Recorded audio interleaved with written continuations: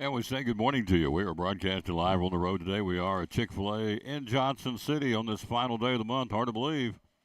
Tomorrow's Feb 1 and Friday is, you know what it is Groundhog Day. So anyway, good morning to you. We are here going to be joined by, got something brewing down in Knoxville. I don't know if you've seen it or not, but NCAA apparently is going to be after and is after the University of Tennessee over the name, image, and likeness. Our resident expert, Jeff Beverly, is going to join us in about 15 minutes. Our resident UT expert, he says smoke, a lot of smoke from the NCAA. In fact, the state of Tennessee, has filed a federal lawsuit against the NCAA about this already. So, as has the state of Virginia. So the state of Tennessee and the state of Virginia being very proactive in this developing story, to say the least. The NCAA, it all centers around Nico, the star quarterback for Tennessee, and the name, image, and likeness. So we'll delve into that. Greg will join us top of the hour talking Major League Baseball. He's going to break down the American League Central. We got high school basketball, college basketball. Tennessee got beat last night. Didn't shoot too good, to say the least, and so losing by 4 to South Carolina, who's a good basketball team. Say what you want, the Gamecocks have beaten Kentucky and Tennessee, 2 top 10 teams now this season. And the Volunteers will try and regroup and head to Lexington on Saturday to play Kentucky, who's playing tonight. We'll take a look at all that coming up here on the Tom Taylor Sports Show. Live again at Chick-fil-A in Johnson City. And it's cool and overcast and kind of rainy Wednesday. It's going to warm up. It's going to be up in the 50s and flirting with the 60s by the weekend. So we'll get to another so-so day. Could be a whole lot worse, as we know. So anyway, that's what's going on this final day of the month. Birthdays today. Nolan Ryan, the Ryan Express, having a birthday, 77 today. Went back and looked up some of his stuff. 5,714 strikeouts for Nolan Ryan in his career. Let's do it this way. 7 no-hitters. Wow. I didn't realize he had that many no-nos. He's having a birthday, 77 today. Justin Timberlake, if you're a Timberlake fan, he's having a birthday today. He's 43. And television news anchor Martha McCollum, guess that's how you say it. I think she's on Fox News, I think. Martha McCollum. Hey. Guy come around, little bare-headed boy had a Paw Patrol sweatshirt on. He said, hey. I said, hey. Love it. Anyway, Martha McCollum, I think she's on Fox News. She's having a birthday today. She is 60. And those are the birthdays again on this Wednesday, January the 31st. Let's give you the verse today. It's out of the book of Psalms. We'll always dedicate our show to the man who hung on the cross. And, of course, today is no exception. We do that and love doing it for you. Psalms 91:2 says, I will say of the Lord, he is my refuge. Yeah. He's my fortress. Yeah. My God. On him I lean and rely, and in him I confidently trust. I will say of the Lord, he is my refuge and my fortress, my God. On him I lean and rely, and in him I confidently trust. Amen. So there you go. All right, national anthem time with OK Crowd. We'll jump in and talk about this Tennessee. It's interesting. The NCAA, I've got my opinions. I'll let you hear them here in a second. This whole thing started wrong.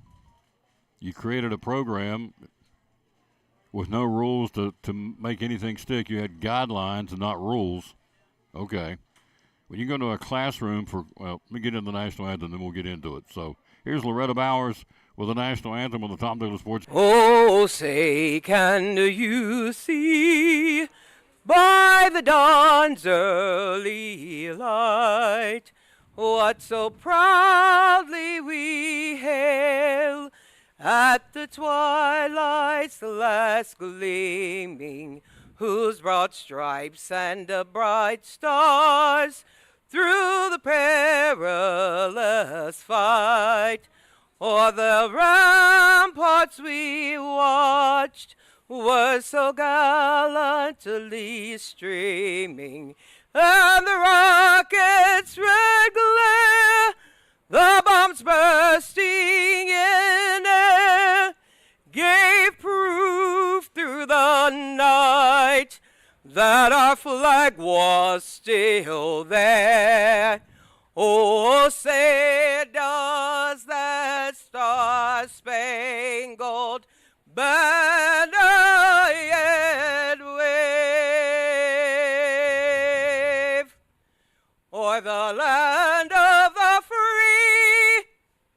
and the home of the brave.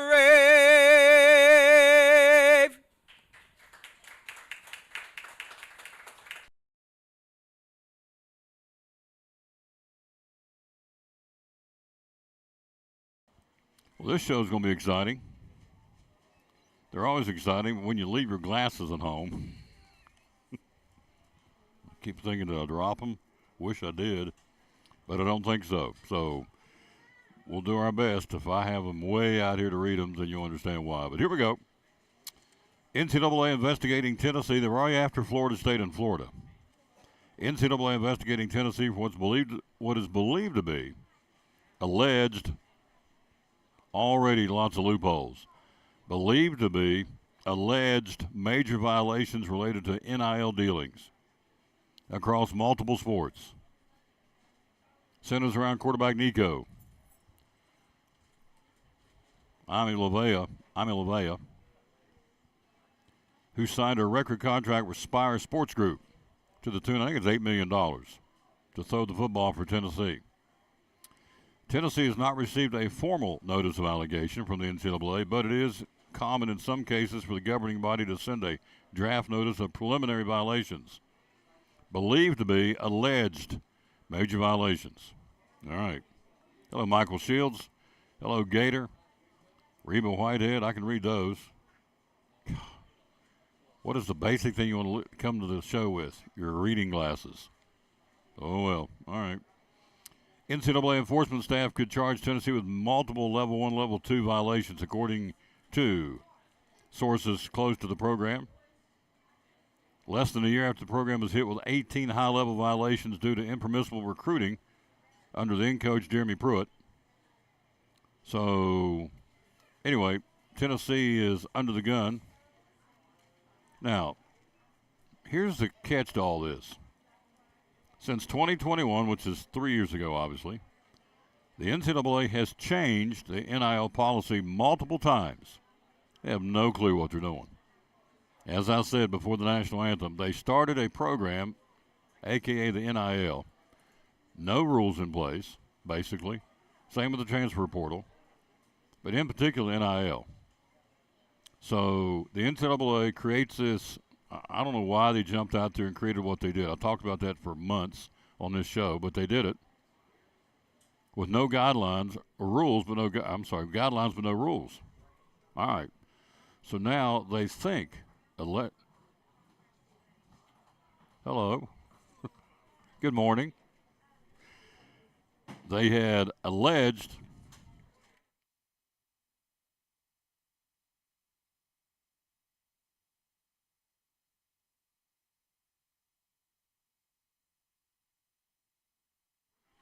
So the NCAA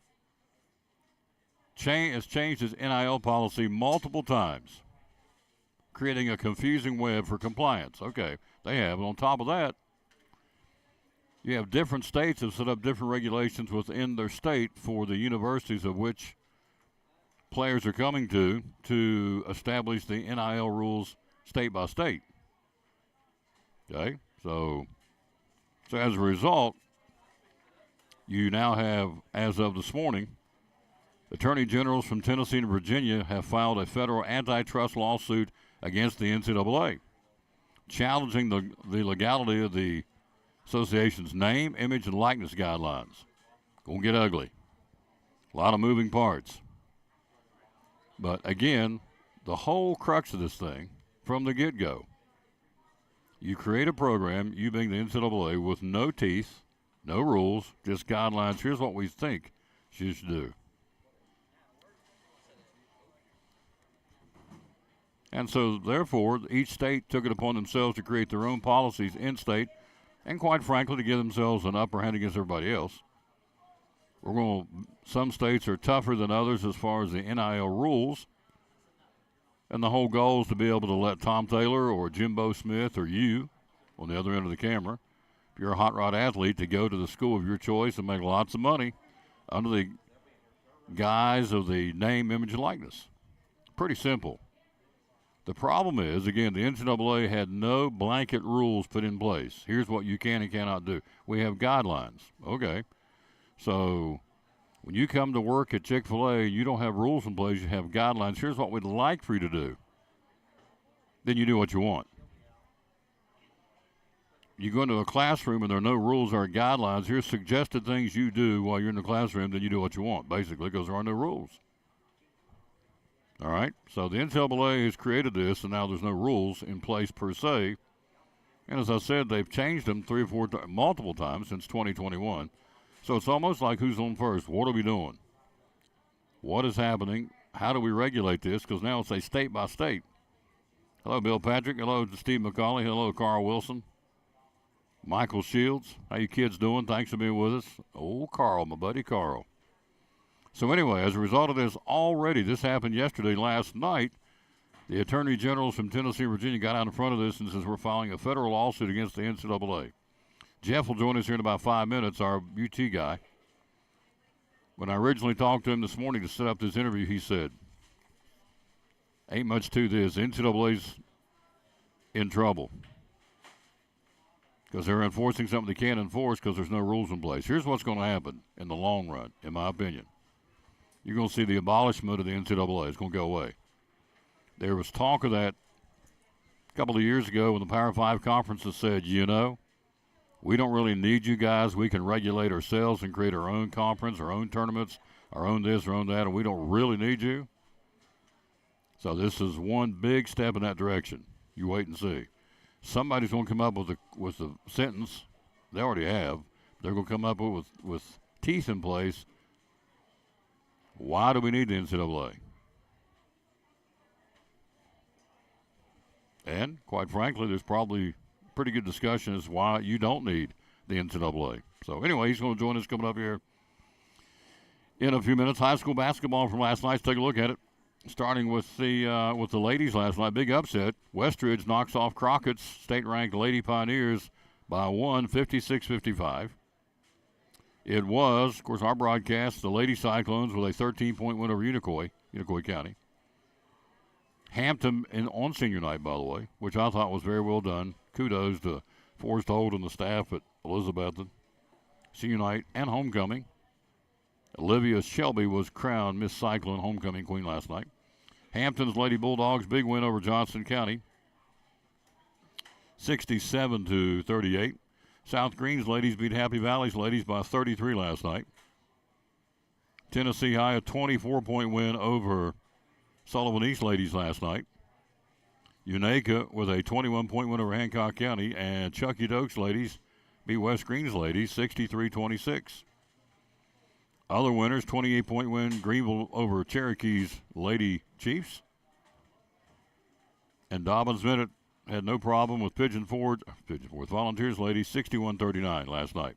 As girls basketball. On the boys' side, our game, Unicoi County wins by 13. Cyclones hit a scoring drought in the fourth quarter. They went almost 4 minutes without scoring. Just ball wouldn't go in. They had the shots, lid on the basket. Unicoi County pulled away. It's a 2-point game. 39-37, and then the drought came for the Cyclones and just couldn't get one to go in, and Unicoi County wins going away by 13. Hampton beats Johnson County by 30 last night. Daniel Boone's boys beat Morristown East by 9. Crockett's guys defeat Westridge by 5 last night. It was South Green, ranked in the state, all over Happy Valley, 74-36. Tennessee High's boys beat East by 11 last night. Hancock County gets their first win of the season. They beat Unaka by 2, 57-55. Chucky Doak over West Green by 6 in boys basketball. Greenville's guys beat Cherokee's guys 75-46. And Dobbins Bennett with a 29-point win over Volunteer last night. And boys play 73-44. So that's your look at boys high school and girls high school basketball. One game on tap tonight that we know of. Unicoi County travels to Mitchell County, North Carolina for a non-conference game. We're here at Chick-fil-A in Johnson City on this final day of the month, celebrating the birthday of Justin Timberlake. Woohoo! He's 43 today. Couldn't tell you not one song the man sings, and yet I know he's a singing superstar, if you will. He's having a birthday. He is 43. Nolan Ryan, the Ryan Express birthday boy, 77. Man, that's good. Sunjoy, diet lemonade and unsweet tea. Boom, good.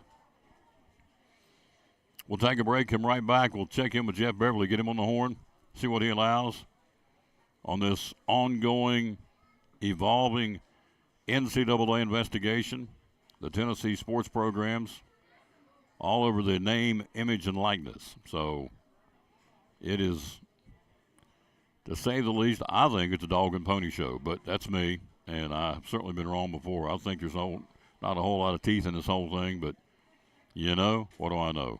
I'm over here in East Tennessee talking sports, but it just would appear to me that it's not. We'll see. We'll let it evolve, and we'll see what Jeff says next on the Tom Douglas Sports Show. Top of the hour, Greg Salyer talking baseball today, breaking down the American League Central. We're breaking down division by division. Last 2 weeks we've done the Eastern divisions of the National American League, so today we start with the American League Central. That would be the White Sox, the Royals, Cleveland, Kansas City, and leaving somebody out. I have to go back and look. Anyway, we'll break down the American League Central. Next, we'll talk Tennessee sports.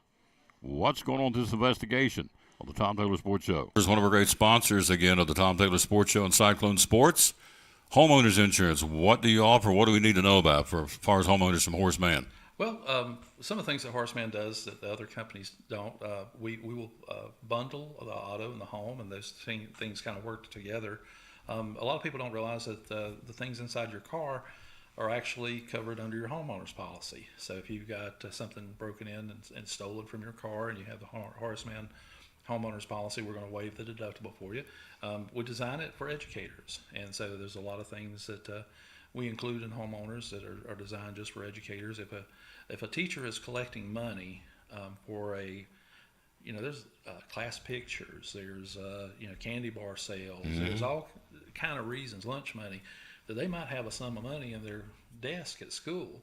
If that money is lost or stolen, Horace Mann's going to replace it. And so that's some things that other companies don't do, Tom. And like I said, we design ours just for the educators. You want to make sure that your house is insured to value. And what that means is when you look at your policy, you want to make sure that it can be replaced for what's on that policy.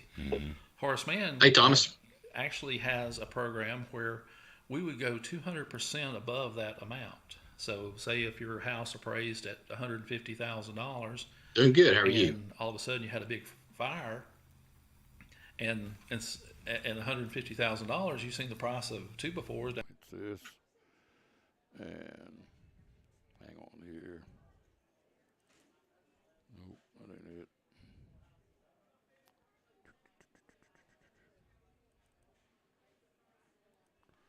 Okay.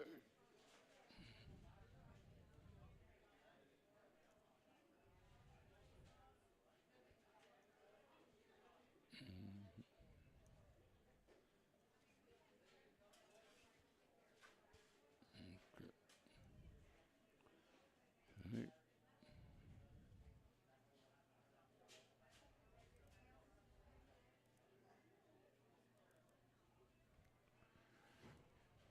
Nope.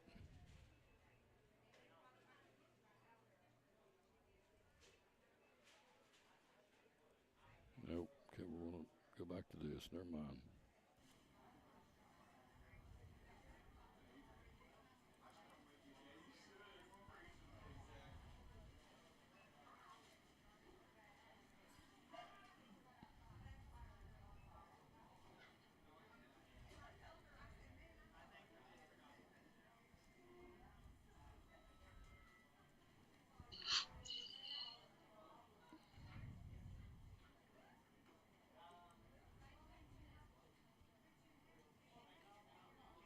Shot, pneumonia shot, shingles, and tetanus shots. Tell us about that, would you? Yes, flu and pneumonia is kind of the big shots for this season right now, and I've lumped in those others just kind of to talk about them, but we're getting into kind of the prime time of flu season, and so flu shots about the second week of October, which is where we're at, is when you want to start getting flu shots, because it takes, they say about...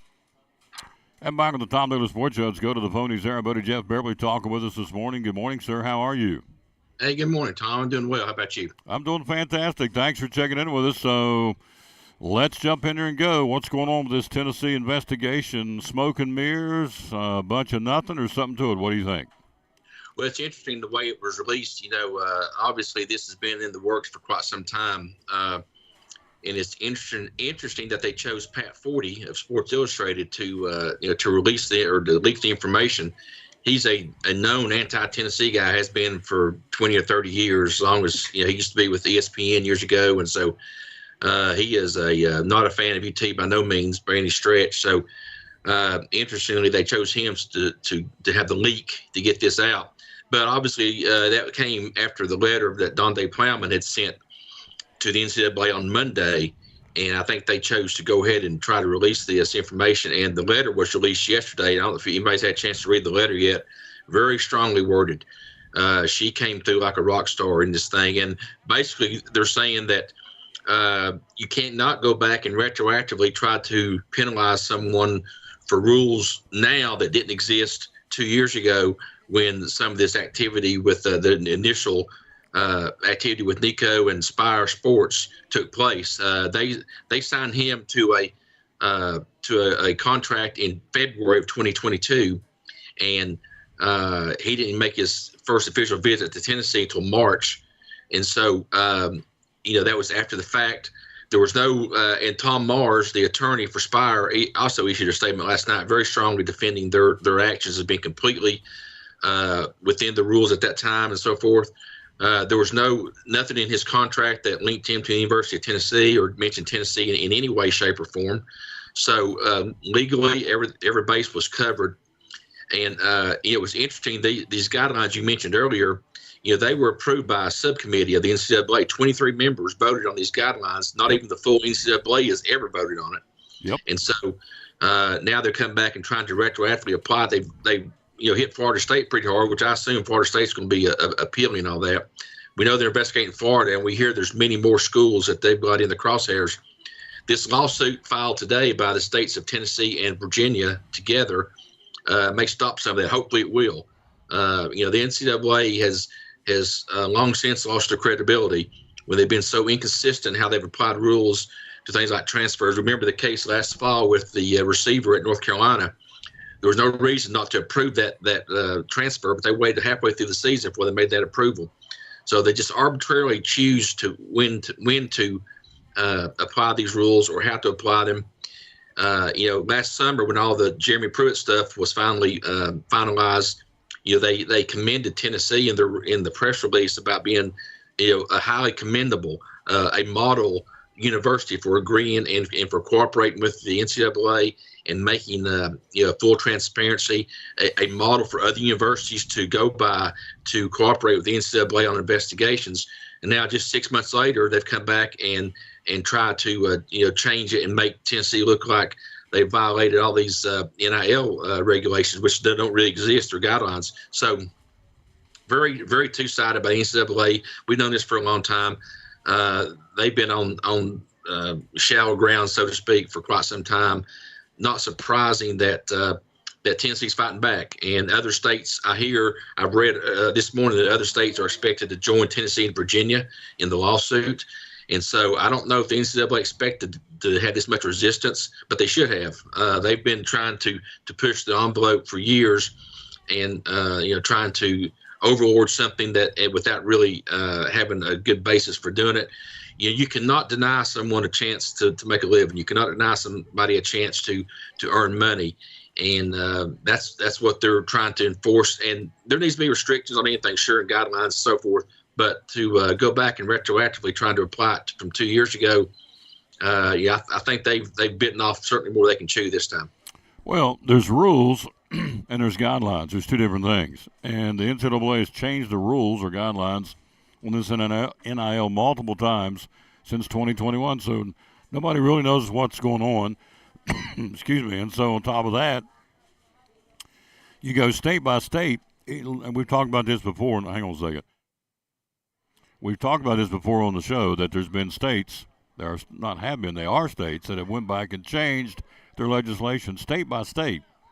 to enable their schools and within the borders of their state to get a better leg up, if you will, on being able to generate revenue to get these athletes to come to their schools in their state. So it's the NCAA's got this umbrella, but you got state by state making their own rules.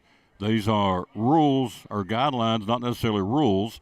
They haven't been enforceable to this point. So now all of a sudden they go after Florida State, Florida, and now Virginia and the state of Tennessee and the state of Virginia's attorney generals have filed federal lawsuits this morning or late yesterday against the NCAA. So, you know, it all goes back, in my opinion, to we created a program with no rules and guidelines. And I said this before I called you and got you on the horn, is that when you work at Chick-fil-A, you have guidelines and you have rules. This is where I'm at today. This is why I'm bringing it up. So if you have guidelines, that's one thing. If you have rules, it's something else. So if you have guidelines, you kind of do what you want to do because this is what we'd like for you to do, but it's not what we want you to do. When you go into a classroom, if there's rules and there's guidelines, okay, if there's just guidelines and me, because I've had teachers in the past that had guidelines, you just did what you wanted, as long as you didn't overstep your bounds. But rules are different. NCAA's kind of come out with guidelines, maybe some rules here and there, but they're not enforceable because they didn't. When they first came out with the program, they didn't say, okay, here's the guardrails, here's what you can and can't do. You just said, here's what we're going to do, and it's a great concept, and we're going to let our athletes get paid and get some money from these schools, blah, blah, blah. Okay, so we know that's where we are at this point. But in my mind, as I'm hearing you talk here, this is smoke and mirrors with the NCAA, and I just don't think it can enforce something there's no teeth in it to begin with. And in the bigger picture, as I said before I got a hold of you, I think you're going to see this will be the first step, maybe the second step, because there was always already rumblings about a year or so ago just to the big conferences said, you know what, we don't need the NCAA. We got our own rules, got our own conferences. We can do our own playoffs, own tournament. We're talking about the Power 5 conferences. We don't need the NCAA. I think this is getting ready to show another step, Jeff, that they're going to take a big step, they being the schools, university, going, you know, why NCAA? Why do we need them? And right now, I'm not so sure you do. So I think this is a step to beginning to see the dissolving of the NCAA down the road. Well, you think you're probably right, and particularly for football, which is the big revenue sport, as we all know. You know, back in the late 70s, Oklahoma and Georgia led an effort to fight the NCAA on TV rights. You know, they had that bottled up and totally controlling that. So Georgia and Oklahoma led a group, and they formed the College Football Association, CFA. If older people remember, on Saturday afternoons, it was CFA football, not NCAA football. Yep. And so that led to them being able for conferences and everybody to negotiate their TV rights. But up until then, the NCAA had that all bottled up. So, you know, Georgia and Oklahoma led the fight back then to allow that. You know, and they've talked about specifically around Nico. I mean, they've not mentioned by name, obviously, but, you know, the state of California allows high school athletes to have NIL deals. Not all states do. A lot of states do now. Not all states, but California is one that allows high school athletes to have NIL deals. Well, Nico signed the contract while he was still in high school, obviously. So that was completely within their state regulations for California, for one. And they have very smart attorneys and people working this and making these deals airtight. So it was perfectly within the requirements at that time. And the NCAA is just going back and trying to retroactively apply it now. I think they're going to lose. You know, they lost 9-0 from the Supreme Court in that case last year about NIL. So I think this is going to go along with that. If it goes that high, you know, I think they're going to lose. And we're seeing even, you know, state legislatures and national legislatures. Of course, the governor of Tennessee made a statement. A couple of representatives in Tennessee has made a statement. Marsha Blackburn, senator from Tennessee, has made a statement that the Finance Committee in the Senate may look into this in terms of the NCAA, you know, trying to implement what would essentially be antitrust regulations or violation of those federal statutes. It's going to get messy. A lot of lawyers are going to make a lot of money, but before it's over, obviously. But you know, for the NCAA to come in now, you know, I think it's going to be a losing battle for them. I think as other states join it, it'll be interesting to see what transpires in terms of do they keep this active, you know, to further investigation. Tennessee's not been issued any kind of notice or anything. This is just what's been in the investigation phase, and it was, of course, leaked through Pat Forty yesterday. But obviously, this I think the university knew about it since mid-December, so they had their responses ready. They had a carefully worded response from Donde Plowman, and if I encourage everybody to go back and read that, it's online. You can find it and read her response. It's a 2-page letter, and it's just full of defense of what Tennessee and other schools are in their position right now. Plus, really vilifying the NCAA as being out of touch. But you know what? It all goes back, Tom, is all this stuff goes back to follow the money, right? I mean, so as it is with anything, the NCAA is saying, we're not getting a cut of this NIL money. This is bypassing the institutions. It's bypassing TV contracts, bypassing everything. It's going straight from sponsors to athletes. They're not getting a cut of it. And so I think that's, they're not liking the fact they're not being able to dump in on their share of it. And NCAA, we know, has got billions of dollars in reserves. So they're a money-making venture within themselves. And I think these people are seeing their power go away. They're seeing, the ability to govern going away. And people say, well, the NCAA is the universities. And that's true. The rank and file of the NCAA are the universities, but the staff in Indianapolis is massive. They have a huge headquarters in Indianapolis and employ hundreds of people.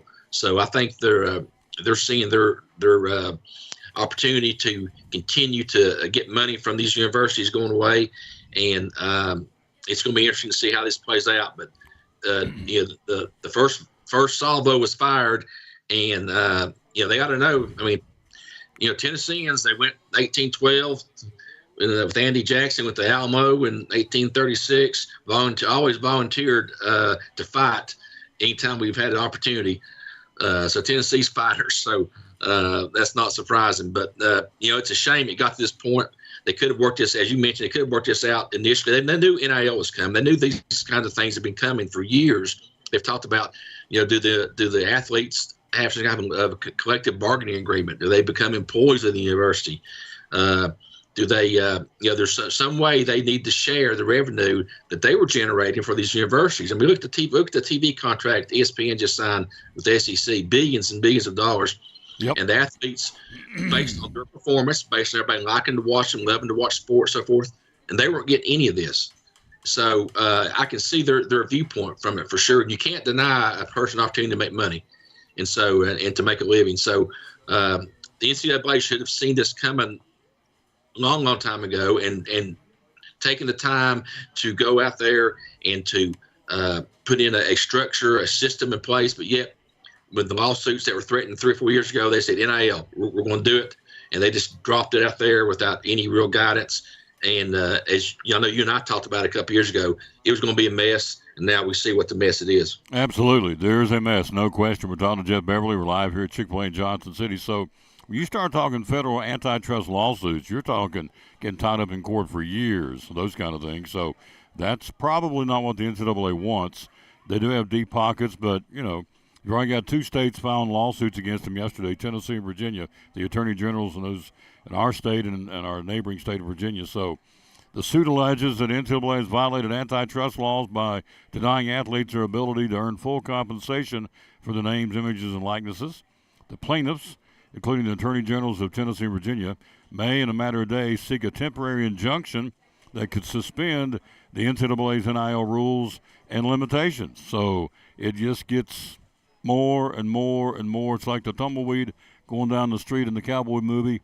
It's just rolling out of control right now. So I think it's a lot of smoke and mirrors. I think you're going to see the NCAA wake up and go, we better back off on this because we created a program that we don't have any rules for, and now everybody's out there, and it has truly become the wild, wild west in this and the transfer portal. So we'll sit back and watch how this unfolds. But it is confirmed, I was reading here, Nico is getting $8 million. I don't know if that's a year or for his career, but That's for his career. That's for over 4 years. Yeah, that's $2 million a year, so that's a pretty good chunk of change for a guy that's, had one ball game under his belt. But as you said, we can't deny somebody a chance to make a living. So if they come to me and say we're going to pay $8 million to do this show, sign me up. I'm ready to go. So hello, Vicki Arnold. How you doing, dear? Thank you for watching the show. Junior Campbell, Jimmy Stout down in Georgia, Amy Whitson, happy mama. Her daughter got back on the court last night. Miss Riley, after blowing out her ACL or tearing her ACL. Supposed to have an 8-month rehab. She got back on the court in 6 months. Incredible story from a incredibly strong-willed young lady, and it showed. She was determined to get back, and she did. So, hello, Miss Amy. Congratulations to you and Riley and what she accomplished. So, Jeff, we'll just sit and wait and see. There'll be more fallout. We may have you back on by Friday because I'm sure in 2 more days there'll be more shots fired across the bow from both the NCAA and Tennessee and the University of Tennessee. You know, the Spire Sports Group, who represents Nico, thought their point was well taken, too. He said, you know, this has nothing to do with Tennessee. He says the lawyer for the Spire Sports Group released a statement last night defending the company's relationship with former highly touted recruit and current Tennessee quarterback Nico. His statement says no wrongdoing, claiming it was not acting on behalf of the university, and it's not. It's an independent group. They cut the deal with Nico, did not require the quarterback to attend Tennessee. He happened to, yeah, but, you know, they were going to get an NIL gig for this guy because of how good he was coming out of high school. It could have been going to Marshall, it could have been going to Virginia Tech, pick a school. They're representing Nico to get him the best bang for his buck because obviously they're going to get a cut of the action being his attorney and his group. So he says, had nothing to do with Tennessee, just happened to be where he landed. We cut this deal with Nico to put money in his pocket because of his success in high school and his, you know, star power.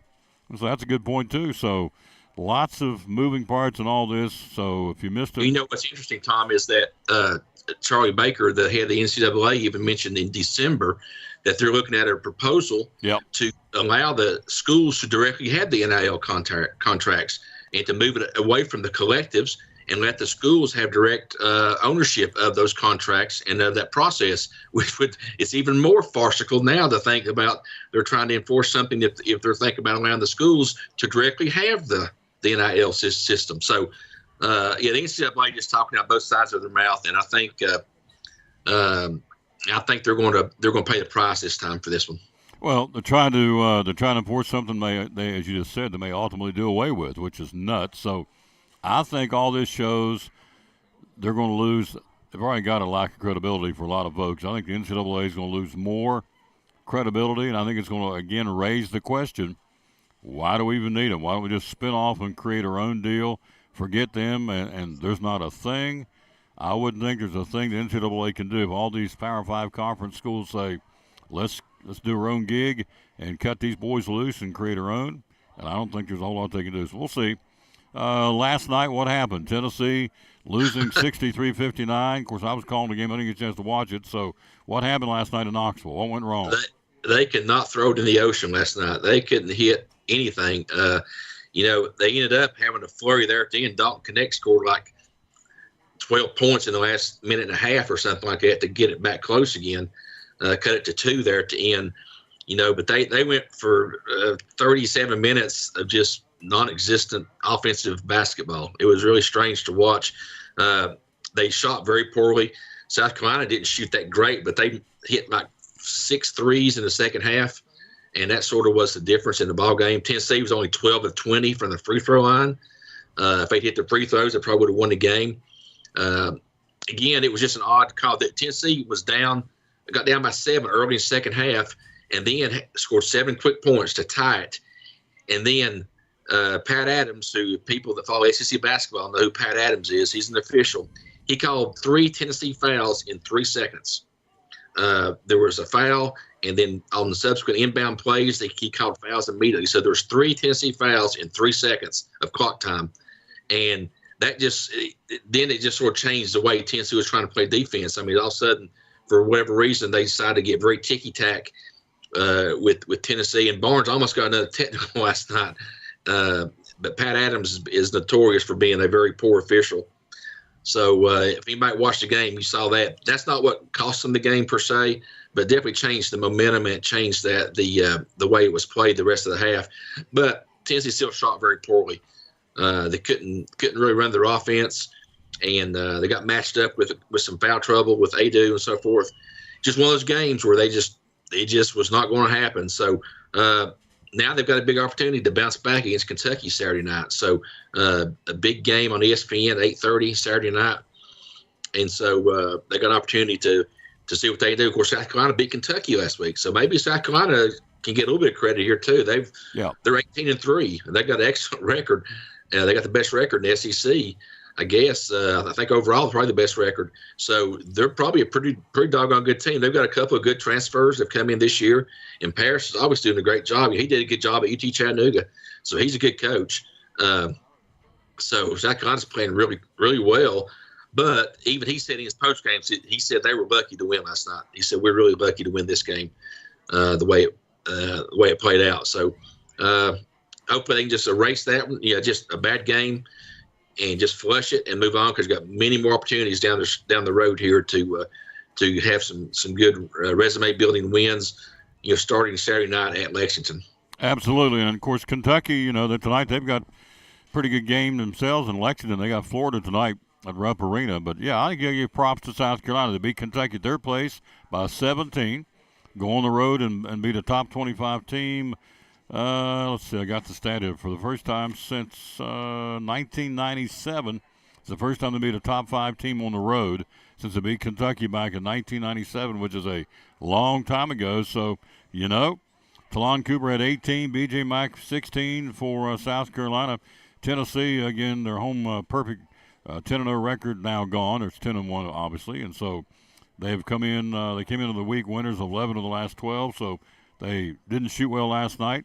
They got to regroup and head off to Lexington on Saturday. So a lot of basketball left in the Southeastern Conference. But, yeah, I think you got to give South Carolina some props, because the SEC is a tough conference, and South Carolina's doing well right now in it. Well, they are. And you remember that last year they beat Kentucky at Lexington last year, sort of toward the end of the season. Sort of got them rolling a little bit. Now they've sort of carried it through this year with some new players. I think they've got either 2 or 3 transfers that are starting. They got that Studi kid from Vanderbilt. He hit 2 3-pointers, and he hit 4 or 6 free throws there at the end of the game to seal the win, because Tennessee, as I said, Connect started going crazy there the last 2 minutes and hit 2 or 3 3-pointers and got Tennessee back within 2. But Studi is either 4 or 6 free throws in a row in the last 20 seconds to seal the win for South Carolina. So he was a good player for Vanderbilt for the past 2 years. So that's the world they're in now with college athletics. You can transform a team immediately with 2 or 3 transfers. Tennessee's done it with Dalton Connect, obviously, this year. South Carolina's done it with their 3 transfers. So it's a new world with college athletics for sure. Is with portal, NIL, all this stuff. It's a different game, different set of games now, Tom, than it was just a few years ago. You got it. Great report, my friend. Thanks for checking in with us. And if things continue to evolve, we'll get you back on here on Friday if you're available. So thanks a bunch. Talk to you soon, all right? That sounds good, Tom. Have a great week. Yep, good man right there, Jeff Beverly. So that's the latest. Tennessee with an investigation. I don't see much happening out of it, be quite honest with you. So we'll see. I just don't see it. But what do I know? Quick break. We'll be right back. We'll switch from UT Sports to Major League Baseball. Mr. Salyers is in the house. We'll get to Major League Baseball update. We're going to break down the American League Central. And we'll see. I've got White Sox, Tigers, Royals, Guardians, Twins, the Twinkies, who just made a big trade with Jorge Polanco. So we'll talk all about that. We'll see what's going on. Corey Seager's in the news. So lots to talk about. He joins us next on the Tom Taylor Sports Cabinetry. Tell me about that. Oh, yes. Yeah, we sell a lot of cabinets. We've got a number of different vendors we buy from Matrix to Vision to Pro Select. Every cabinet pretty much that we order, and even our unfinished stock, are all wood cabinetry. So you're not having to worry about particle board sides, particle board backs, drawers that are made out of particle board that if they get a little wet, they start swelling and coming apart. There is a lot of different finishes and styles, from flat panel to raised panel to, real decorative, even the special colors, the navies. And we've even got one now that's close to a Carolina blue, if you're a big Carolina fan, as far as that goes. And, you can get a lot of different amenities. You can get the soft close doors and drawers. You can get pull-out trays for trash bins and things of that nature. And, there's just a lot of different options. We can come out and measure for you if you would like, do a computer layout, give it to you that's got a frontal view, a top view, side views, however you want to look at it, and things of that nature. And, and also if you need us, we can deliver the cabinets right straight to your job site and you're ready to go. Customer service, folks, what it's all about. Be loyal, buy locals who are thinking of cabinetry. Think Big John's Closeouts. What's the general phone number? Well, they can call us at 423-542-4755. And on social media, how do we find you? At BigJohn'sCloseouts.com, and also for cabinets in particular, they can email questions or even their layout or, just general information that they want to know to cabinets at BigJohn'sCloseouts.com. There you go. And they're even open on Saturday. The hours are open during the week, Monday through Friday? 7:30 to 6 and Saturday 8 to 4. There you go. Be loyal, buy local, support this gentleman, and of course the money, when you spend it there, he turns right around and spends it right back into our economy, coming to Port Trask, putting gas in his car, going out and buying clothes for the kids, grandkids, whatever the case may be. The money stays here and just it's got really the domino effect. So it stays right here. Be loyal, buy local, support this gentleman and his great company. We do. Again, Mike Barnett and the good folks at Big John's Closeouts, proud sponsor of the Tom Taylor Sports Show and Cyclone Sports.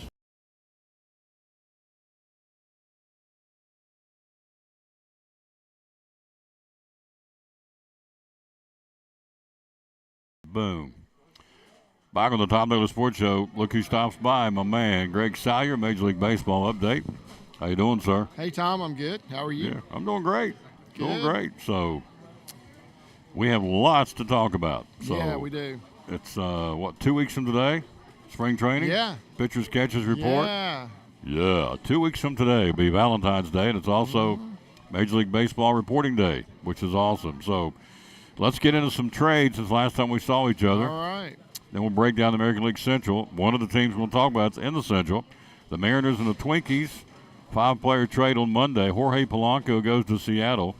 Twins get starter Anthony DeSclafani, former Red. Yep. Justin Topa, Gabriel Gonzalez, and Darren Bowen. Who wins on this deal? Okay, so hopefully this is going to be a win-win for both teams. I really like Polanco. He's going to hit in the middle of that lineup for the Mariners, probably third, I'm guessing, in that lineup.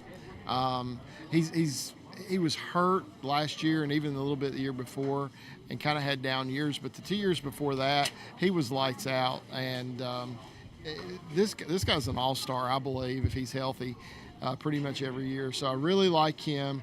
Going over to the Mariners, I think that was a great move for them. I also like Anthony DeSclafani. The good thing for the Twins is they have Pablo Lopez still. They lost Sonny Gray to free agency, but they got Pablo Lopez at the top of that rotation. And you get a guy like Anthony DeSclafani, he's not going to be a number one starter for a team. And when he played for the Reds, as you mentioned earlier, that's almost what he had to be because he was the best they had for a time period. But he will fit into a 3 or 4 slot in a rotation really, really nicely. And I think he's going to be a good pickup for the Twins. We're here live at Chick-fil-A in Johnson City. The Mango Passion is the thing going on right now. You got the tea, you got the Sunjoy, got the coffee, and you've got the frosted Mango Passions, which is really, really, really good. Yeah. Oh, yeah. We'll get me one of those after the show. Justin Turner, Blue Jays, one-year deal, said so long to the Red Sox. Could have made 6.7. Actually got 6.7 to leave the Red Sox, rather. Yeah. He had a $13.4 million option with the Red Sox. He says, no, I'm going to take the buyout. So he gets $6.7 million in his pocket and trucks on over to Toronto and signs the deal there. So he double dips, right? He does. Yeah, absolutely. Yeah. So he makes 6.7 from Boston. See ya. Walks into Toronto and goes, okay, what do you got for me? So yeah. Still gas in the tank for Justin Turner? Yeah, 39 years old. But if you look at his numbers, they were up last year after the move to Boston.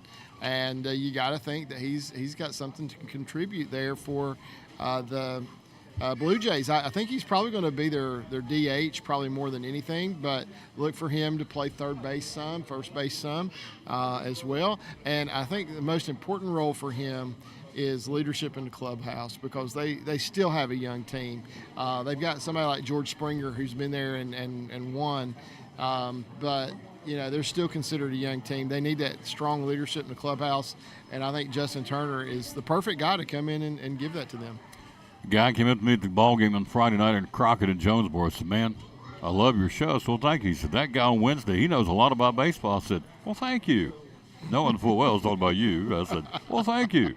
He said, man, that guy, I like listening to him. He knows a lot about sports. I said, who are you? And he told me his name. Couldn't tell you. If you said, I'm going to give you $1,000, tell you, could not tell you. I was in the middle of trying to get on the game, but and I was typing stuff in. I said, well, thank you. He said, he knows a lot about baseball, so there's somebody in Jonesboro that says you know a lot about baseball. So Wow. there you go. Well, thank you. There, and you do. Appreciate that. Yep. So Aaron Hicks goes to the Angels, leaving the Yankees. Good deal for the Angels. Okay, so we'll see. We'll see how that works out. So the Angels, to me, they've kind of got a lot of outfielders. You know, he's not going to play center as long as Trout's healthy. That's for sure. But now, if I'm not mistaken, was this a minor league contract with an invitation to spring training? Is that what it was? Under the 7-year, $70 million contract originally signed with the Yankees, yes, he will be invited to spring training. So Okay. trying to hook on. Yeah. That's what I was thinking. So he, for depth, why not? You know, if you can get him for minimum or something like that, then yeah, see what he's got left. I think he's not lived up to his expectations for anybody really, but but I like the idea of giving a guy a chance, and I think that's what they're going to do, and we'll see what happens. The Orioles up for sale. The Angelos family says we're going to sell the Orioles after the death of John Angelo. One of the guys involved would be Cal Ripken Jr., so they're up for sale for $1.725 billion. So is that a good thing? Does that create problems with the Orioles? Hopefully not. You know, whenever that happens, you never know what direction the new ownership's going to take the team. You always every owner is going to say, "Oh, we're here to win." They're all going to say that. The question is, are they going to be willing to put their money where their mouth is and be willing to go out and get the players they need to put together the team that will win? If Cal Ripken Jr. is a part of it, I would say they'll be out to win. So spring training in 2 weeks. I found out my employer's got me up for sale, my company which I'm employed. Is that okay? Just business as usual? Do I sit around and go, uh-oh?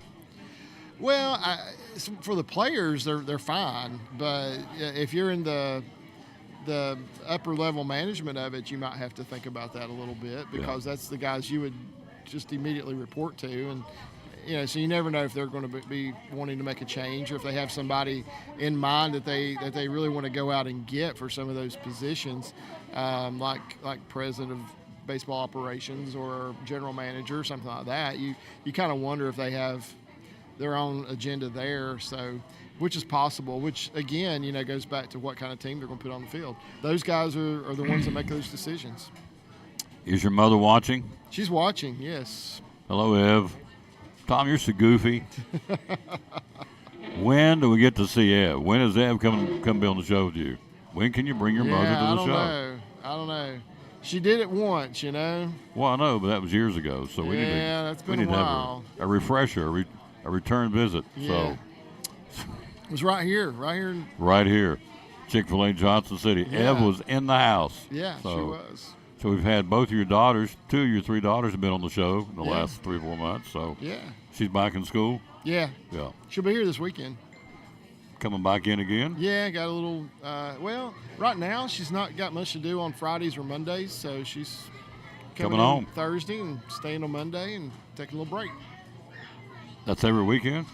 Well, for right now. She's getting ready to start an internship. I was going to say. So when the internship starts, that's going to all change. Yeah, because she's going to be... She's coming in from Ohio every weekend, folks. No. This is the only time she's doing it. Okay. No. This is the only weekend she's doing it. She'll be back at Easter. She'll be back for Easter weekend. Thinking Papa Bear's gas bill is going to be pretty. She's hauling her back and forth to Ohio every weekend. She's doing this, but she'll be back at Easter, and other than that, she'll be up there. And matter of fact, she won't even be home for spring break. She's going on a mission trip to New York City. Awesome. Yeah. Good place to go. They need the Lord up in that place. Yeah. Corey Seager, World Series MVP, surgery. Yeah. Sports hernia repair. Now, here's my question. We've been off since the World Series finished in what? Early November? Yeah. December, January, getting ready to be February tomorrow. Why now? Okay, so this thing, he's had this thing since the tail end of the season. Why now? And he was able to push through it and, played extremely well in the playoffs, of course, played extremely well in the World Series, of course. The question was whether or not he was going to be able to continue playing with it or if it needed to be repaired. And from my understanding, he was the one that kind of came to the conclusion, hey, I think I need to have this thing fixed. I don't know that I can go through an entire season with it. So probably a good move. He will not be ready for spring training, of course, because it starts in 2 weeks. But I would imagine he's going to be ready to be back and playing maybe a couple weeks into the season. I don't think he's going to be out long. Says he'll miss most of spring training. Yeah, So, yeah. So He'll be around 2 weeks after the season starts. I'd say he'll be ready to go. yeah. Said the hernia issue came up during the postseason. Seager was treating with minor treatment in the trainer's room, though it didn't impact his play as the World Series Rangers win it. So it was manageable, then it got worse. So anyway, Yeah. 318, 6 homers, 12 RBIs, and 15 walks in 17 postseason games. So It's pretty good. in the regular season, the second of his $325 million 10-year contract. For the year, 327 batting, 33 homers, 96 RBIs. Productive. That's good. Yeah. I'll take that. Yeah. Led the American League with doubles with 42. So Corey Seager on the shelf for the time being. Last night of the basketball game, I think this is the coolest thing in the world. Here's Evan Carter last night. Ball cap, flannel shirt, looking like one of us. What do you think he's going to look like? I don't know. The guy's a 21-year-old phenom in Major League Baseball. He's up there eating a bag of popcorn, watching the Cyclones play and his sister-in-law play. Yeah. $35,000 he gave to build the field house, getting ready to break ground as soon as the ground dries out to build this now been named the Evan Carter Field House in Elizabethton. Then he turned around and gave $15,000 to the animal shelter, Humane Carter County Animal Shelter, to help there, whatever they need the money for. So great guy, but I thought it was cool last night. Nobody bothers him. You know, everybody's. I probably when he first came back, there was some hoopla about him, but Yeah. he's been around for 2 or 3 months, 2 months now. So it's like there's Evan watching the ball game, and we wave at him. And Yeah. that's anyway. Great kid, young man, and so his teammates going to get some surgery. And somebody asked me the other day, and I was down at the Crockett game in Jonesboro, said, "You reckon old Evan Carter's going to play this year? You think that's just a fluke?" And I didn't know what to say. I wanted to say you're a moron, but I didn't, and I wasn't going to say it to anybody. But I'm thinking, what turnip truck did you fall off of, sir? Is he going to play? The guy's going to start, is he not? So he is the number 5 prospect in all of baseball. He still has his rookie status because he didn't get in early enough to have enough at bats to lose that. Yeah, he'll be the starting left fielder for the reigning world champion Texas Rangers. You reckon he's that good to play? And he's the number 5 prospect in all of baseball right now. Yeah, he's going to be playing. And you know what? Nobody wants to hear this, but it's not out of the realm of possibility to get traded to somebody. Well, that's true. That is true. I mean, he is a hot piece of property, and somebody may pay big bucks to get him. And so, we want him to stay the Rangers, but there's no guarantee that he won't come along and somebody says, "We'll give you this guy, this guy, and this guy, but we want that guy." Okay, Yeah. it's just part of the business. But Yeah. you reckon he'll play down there at Texas Skin this year? Is he just a fluke? Some old kid back there's not happy. Yeah. I tried that once when I was a kid. Did you? You know where I went? Bathroom? Oh, yeah. Yeah. Disappeared. I think the phrase was dried up. And I said, okay. Yeah. And I did. Yeah. So someone's back or cutting Yeah. a shine. Anyway, Corey Seager's going to have hernia surgery. And, yeah, I'm pretty confident Evan Carter's going to play Yeah. for the Rangers. Yeah. In fact, I'm going to go out on a limb like him and say he's probably going to start. Yeah. So, Gator Man says it's a good-looking haircut. There you go. I'll probably get another one Friday. There you go. When's that? When'd you get that one? It's been about a month. Oh, I thought you meant like this week. I'm thinking, No. I'll probably get another one Friday. not sure. You're not like one of those guys mows his yard twice a week, so No. get your hair cut twice a week. No. No, okay. It's So- been about a month since I All had it cut. Speaking of that, can I make it? Can I do a commercial real quick? Yeah, let it rip. All right. FCA Breakfast of Champions is this Friday morning, but it's no longer at Shoney's. Shoney's closed. Shoney's closed. It's at Eggs Up Grill, and I'm the speaker this month. So All right. yeah, Gosh, So- where will I be Friday morning? I might. you have to stop by Eggs Up Grill 7 o'clock Friday morning here in Johnson City. FCA. Yeah, You are the speaker. I'm the speaker.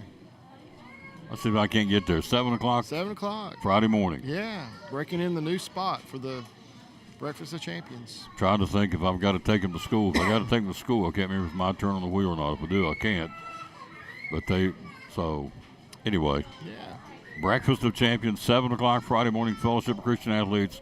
We love Incredibly FCA. cool organization. Yeah, absolutely. So, and that'll be good. You know what your topic's going to be? Yeah, I do. Oh, okay. Yeah, absolutely. Can I just look around and see this kid is screaming? Sure. Because normally at that point, the parents will do something with them, but apparently, the tail's wagging the dog back there. So, oh yeah, Yeah. it would have been put out a long time ago. Times have changed, Tom. Yeah, amen. Whoo, yeah. So, if the Salyer girls had cut one of them shines, been a disciplinary act too? They usually didn't do that in public. No, they were Yeah, smarter than that. yeah. And you got it. So, anyway, American League Central, here we go. Did Eb ever thrash you? Did you ever get thrashed? Oh yeah. Oh yeah. Mama got you or Dad got you? Well, Dad got me a lot more than Mom did. My dad and my grandma had this 2-for-1 deal because she kept a switch on top of her refrigerator and was not afraid to use it.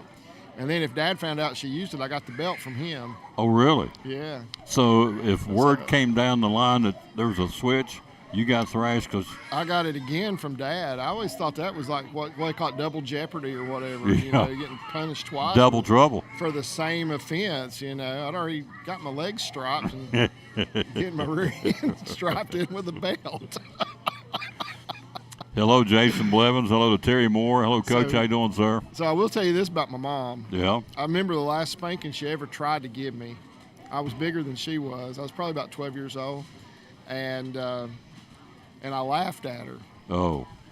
But no, here's what happened. Here's the funny part. You think you know what's going to happen with that, but I'm laughing at her, and then eventually she starts laughing too.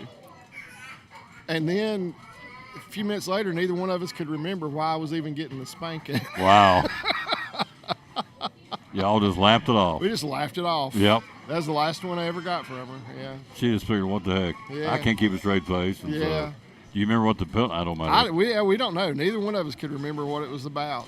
But So your grandmother had a switch on top of the refrigerator. Oh, So yeah. she got you.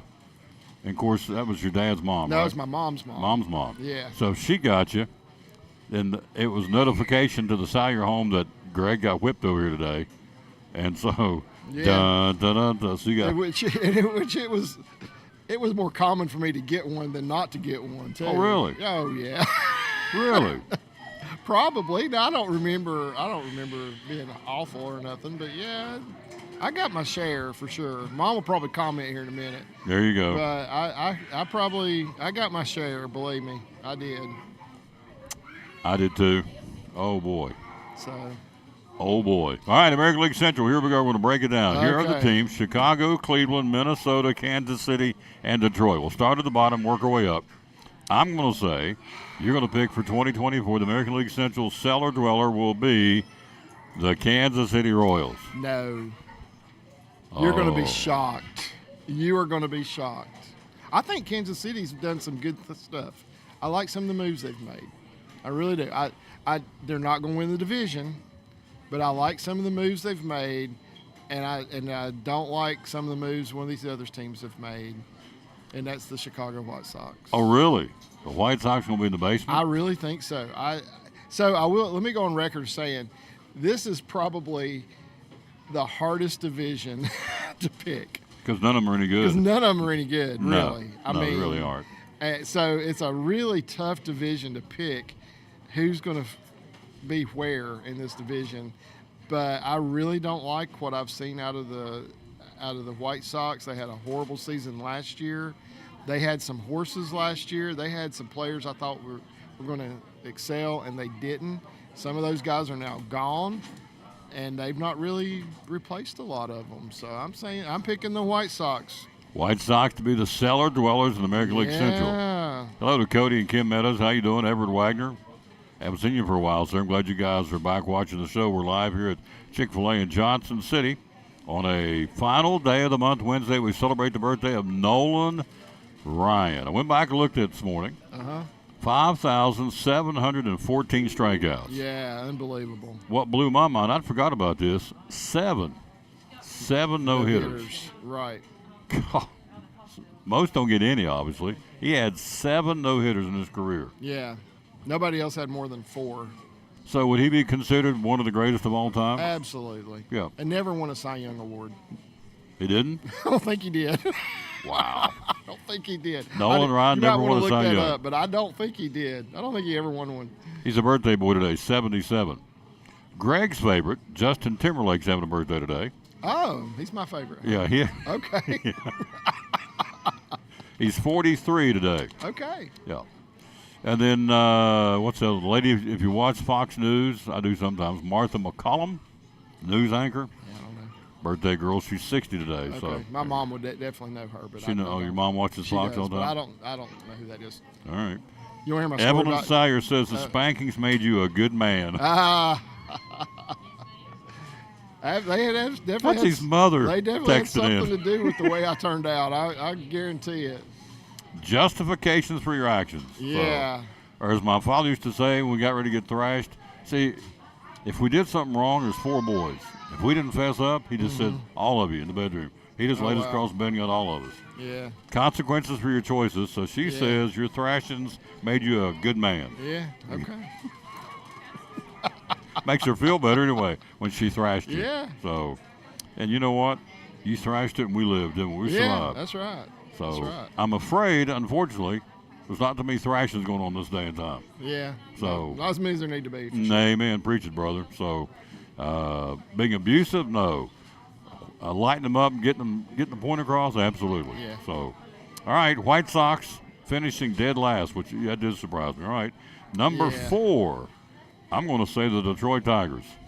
No, you're going to say Kansas City. I'm going to say Kansas City. There you go. Yeah. I'm not doing good in this division. So I Okay. like Kansas City. I like some of the things they did. They are not going to lose 106 games next year, I don't think. I think they're going to be better. I don't think they'll lose 100. I think they're better than that. I like some of the signings they made. Bobby Witt Jr. is going to be fantastic this year. I really believe it. He's a superstar. Hunter Renfroe is going to be in the lineup protecting him. Kind of like that move that they made there. And I think they're going to be better than what a lot of people think they are. They've got a good young core. They've just got to get some experience, learn to play. And I like the way this team's headed. Give them 4 or 5 years, and they'll be contending for that division title. You know, at one point, I kind of liked the Royals back in the day. They had John Mayberry, they had Freddie Patek, they had George Brett, Frank White, Paul Splitteroff. They had a pretty good team back in the day, and there was a time. Dan Quisenberry, remember him? Dan Quisenberry. There was a time that I kind of kept their ball cards, kind of followed the Royals. I don't know why, but I did, and then kind of drifted away. So I'm back on the Reds train, by the way. So hope that pleases you. So Yeah. not that I live to please you, but I hope that you're happy that I'm back on the I Reds am. train. I'm happy that you're.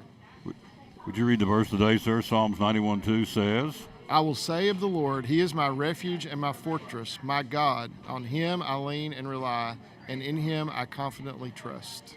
by definition, what would be a fortress in this verse? A fortress. It's a fort. It's something that protects us. Protects us. Yep. Yes. He protects us. Our refuge. Refuge means when it's hitting the fan, we go to get in Yeah, behind that's him. where He we takes care go. of us. That's where we run to. Run to him. Yeah. And he's our fortress. He protects us. He'll take care of us, and we steadfastly lean on him. And when you do that, you're going to be a lot smarter than I was for the betterment of my life. I tried to do it my way, and it was a train wreck. Now I'm doing it his way. It's exciting. Is it easy? Of course it's not easy, but it is exciting. So Bobby Dickens says, I must be great because I got a lot of spankings. Bo Jackson played for both the Royals and the White Sox. He did. Yep. So there's a useless trivia fact. But Bo could play. Went back and watched one of his videos the other night. He played for the Raiders and for Auburn, too. Yeah. Two guys I don't see how they ever got down in a football game. Bo Jackson and Earl Campbell. You see Earl Campbell Yeah. run? Oh, yeah. His thighs had to have been this big. Yeah. How Oh, yeah. see how in the world he hit those guys and they just bounce off of him like flies. Yeah. Earl Campbell. And he played when the shoulder pads were like the size of a car. Yeah. You're right. It's a good point. I mean, yeah, he looked like a tank. He Oh, really did. unbelievable talent. Yeah. Earl Campbell and Bo Jackson. Those boys could tote the mail. Yeah. Number 3. All right, White Sox dead last. Number 4, Kansas City. I'm going to say, you're going to say, the third place team in the American League Central this year will be the Detroit Tigers. You know what? I think I'm going to pick the Guardians third. Wow. I think I'm going to pick them third. I like the Guardians. I'm not I even like, close on I this. like the way I like some of their players. Still have Ramirez. If you got Jose Ramirez, you're going to be competitive in a lot of games. There's just no doubt about it. They did not trade Shane Bieber. Everybody expected them to, but they also no longer have Terry Francona as their manager. Mm-hmm. So they have a rookie manager, which I hope he does well, and I think he will. Stephen Vogt is their manager, of course, a catcher, former catcher, and we'll see how things work out for them. But I think it's going to be a little bit more of a down year this year than what they would like to see in Cleveland.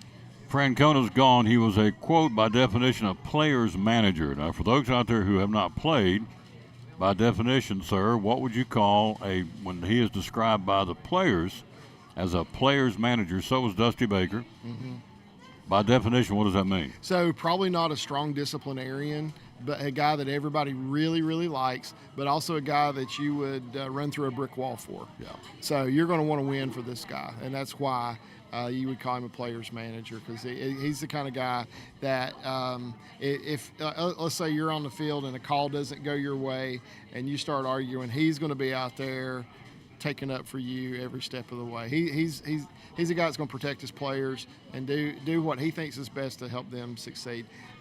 Whether that and that, a lot of that has to do with helping the team succeed, of course. But usually these guys, he's one of those guys that's just going to say, hey, just get your work done, and if you got a good work ethic, we're going to get along well. Heard that about Dan Campbell after the game the other night. I mean, the players come out and said, look, those 2 fourth down calls, we love our coach. Mm-hmm. We're going to roll with him. We're behind him. And they did it all year, you know. Yeah. It's what got them there. So easy to second guess. yeah, know. yeah. In fact, the guy told me the other day I was having trouble. He said, well, if I had that show, this is what I would do. I'm thinking, you don't know what I'm going to do to get this show on every day. Just let it roll. I don't try and question what you do. And so try and question what Dan Campbell does. It's real easy on Monday morning to say, boy, this is what I've done. You're out there and you got to 15, 20 seconds to make a decision that's going to alter this, the whole season. And all coaches do, not just Dan Campbell. So it's easy to go back and go, boy, that was a dumb call. Well, we're in the heat of the moment. Here's what I would like to do. This is what I'd like to do. I'd like to take all these sports writers that always have all the answers, put them out there under the gun, and let them pull it off, see what happens, and see how fast they, these guys who do exposés on all these different people. Well, it wasn't that long ago there was a guy who remains anonymous. They turned and did an expose on him about his background because found some shaky things going on, a little sketchy. Boy, you're talking about somebody crumbled real quick. And I thought, it's easy to sit over there and point fingers, but when the ball comes back hitting you in the face, it's a little bit different deal. So it's easy for us to sit here and second guess what goes on these ball games, these teams. So, they get paid a lot of money. There's a lot of pressure, a lot of scrutiny. Absolutely. And that's, not just with Dan Campbell, but with all these coaches really on every level, That's right. My favorite's up in the high school. When you hear these people up in the stands, you look at them and go, you couldn't even run 50 yards down the field. Come on, let's cut to the core here. Or the ones that are questioning the officials. Mm-hmm. And I got to tell this story. This has been probably 15 years ago. I was calling a Saturday morning basketball game. And this lady sitting up there, God bless her, she had 2 big trays of nachos and cheese and 2 big Dr. Peppers. And she's chugging them and she's eating them. And she was, as my father would say, she's a little fleshly. And so she's wearing me out. I can't call the first thing. You are terrible. What are you doing? Why are you out there? I mean, she's all over me. There's about 50 people in the gym, so everybody hears. It's a Saturday morning basketball league, for crying out loud. And I'm doing it just for exercise and a little bit of pocket money. What the heck? Yeah. Anyway, at halftime, I just took my whistle off, went up there, and I said, I sat down beside her. I said, you know what? God, I'm terrible, aren't I? She said, well, because I got right up beside her, and she's like, uh-oh. And I wasn't mean. I started laughing. I said, God, I'm terrible. I said, took his whistle, won't you go down there and finish the second half of this game for me? And I'll go to the cash box after the game and just get my money. When they pay me, you take my money. I'm going to go on home because I'm terrible. I said, I'm so bad a dad blamed fly wouldn't light on me. It's awful. I understand why you're upset with me. I'm terrible. Yeah. No, I think I'll just stay up here and watch it. Okay. Yeah. Never heard another word from her. I bet you didn't. No, not another word. So it's easy. What Daddy used to say, when you're pointing fingers to somebody, son, you got 4 coming back at you. You do. Make sure your house is in order before you start Ramboing other people. Yeah. So how in the world did I get off on that? I don't How know. to get on that rabbit trail? Man, every time you come here, I philosophize. Yeah. So, anyway, it's easy to second guess all these coaches and managers, but anyway, a player's coach, player's manager, because they like playing for them because they've got their best interests in heart, right? Yeah. All right. Yeah. Number 2, we're down to 2 teams: the Cleveland or the Detroit Tigers or the Minnesota Twins. I'm going to say, you're going to say, the American League Central second place team this year will be the Detroit Tigers. You would be correct. Yes. All So right. I like some of the things they've done. I think they're going to be closer to having a winning season. They were 78 and 84 last year, but I think they're going to be closer to having a winning season this year. It's going to be. I wouldn't be surprised if they're not like 79. Well, maybe even 80, 84. Maybe even 81, 83. You know, they're going to be somewhat competitive in this division because, like we said, maybe only one team's going to have a winning record and win this division. It could happen that a team without a winning record could win this division. So division top to bottom, this division did not really go out and do a whole lot of things to make themselves better. They didn't. No. If you look at all these teams now, I like some things Kansas City's done. I like some things Detroit's done. And I don't think Detroit's done enough to get them over. Now, did you see the contract this new minor leaguer signed with Detroit? So, you know, we're starting to hear these. I don't remember the dollar amount at all. But so you're starting to hear these stories about these minor leaguers signing these big-time contracts. So I think his first name is Colt Keith or something like that. He's an outfielder. He's been tearing it up in the minor leagues now. He is a fantastic player for sure, but he's not played one inning in the majors yet, and they've already extended him. Oh, really? Yeah. Gave him a contract extension, not Gave even him played? a contract extension. He's not even played in the major leagues yet. His service time is 0.0. What are they basing it It's on? his service time. I think they're just trying to lock him up and say, hey, we value you. We know you're going to have a great career. We want to go ahead and start paying you now. Oh, wait a minute. He signed a contract. Let's say he signed a contract for $1,000. All right. So, Yeah. and he's not even Let me Google him too. not even played the first inning, and they said, you know what, Greg, we like you so much, we're going to give you a contract extension. You could be the biggest flop we've ever made, biggest dud signing we've ever done, and we're going to give you a contract extension based on performance, which is what sports is a performance-based industry. You get a contract extension and you've not even proven yourself yet. Yeah, so here it is. Colt Keith. He's expected to be the starting opening day second baseman this year for the Detroit Tigers. But they have extended him to a 6-year contract through 2029 plus club options for 2030 through 32, even though he has not even made his major league debut. That is crazy. I'm sitting there thinking, okay, He's 22 years old. sign this guy, and he may be a phenom. They're hoping he is, obviously. But if he's a dud, you're going to have egg on your face. Yeah. If you're the Detroit organization. So Yeah. Hesson making his major league debut, and they're going to come back after that and get a contract extension. Wow. Huh. So I think what they're looking at. Here's what I think they're looking at. So they're buying out his free agent years and things like that. So his contract is going to be for $28.6 million for 6 years. So it's not a lot per season. No. So I think they're thinking, okay, we got this guy now until he's 29 years old or something like that, with fairly relatively low investment. But I mean, it could be even less than that.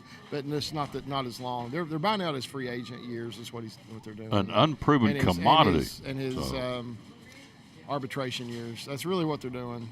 But yeah, unproven in the major leagues for sure. Steve McCauley says, "Hey, Greg. Hey, Tom. Good info." See, there you go. Thanks, Steve. Hello, Terry Ham. Met you the other day. Glad I got to meet you, sir. Thank you for the kind words you said about the show. All right, so I went to my buddy, Pastor Stout, and I said, when I give you these numbers about the show, is it bragging? He said, no, you're informing the people of the success of the show. Because I don't want it to come across I'm bragging about the show, because it's the Lord's show. Yeah. It's the Lord and Holy Spirit show. It ain't my show. So he said, no, you would agree. Yeah. Yeah. You told me if you have big numbers and good numbers, tell the people. That means that you're not bragging, you're just indicating and showing the progress of the show. Yeah. Okay. So I'm going to use that. Yeah. So to his credit, the good Lord's, not mine, last 2 weeks we got notification at 52,000 views. So just want to give him credit. So that's it. So it's okay to do Awesome. that. Yeah. Okay. Absolutely. Yeah. So Steve McCauley says, good info. See, I told you. Now, yesterday, Davey Johnson had a birthday. Played for the Braves. Orioles. Managed did he manage the Reds at one point? He did. He managed the Reds, managed the Nationals. Yeah. Birthday boy. Okay. So I thought of you when I read it yesterday. I thought, I'm going to mention that to Greg today. Yeah. So, all right, so the division, you've got Minnesota, Detroit, Cleveland, Kansas City, and the White Sox in that order. Yeah. For the American League Central. And can we say safely it's the worst division in baseball? Yes. Yeah. Yes, absolutely it is. Didn't mention any words on that one. When I was picking these teams, I was sitting there thinking any one of these teams could could land in any one of these positions. The Royals could win the darn thing. They could. That'd be really neat. So I like last year. We were talking about this the other day, and we talked about this last week. I think you and I were, and some other folks. I like the fact that the Rangers and the Diamondbacks in the World Series. Mm-hmm. I like different folks. Yeah. I wanted Detroit in the Super Bowl.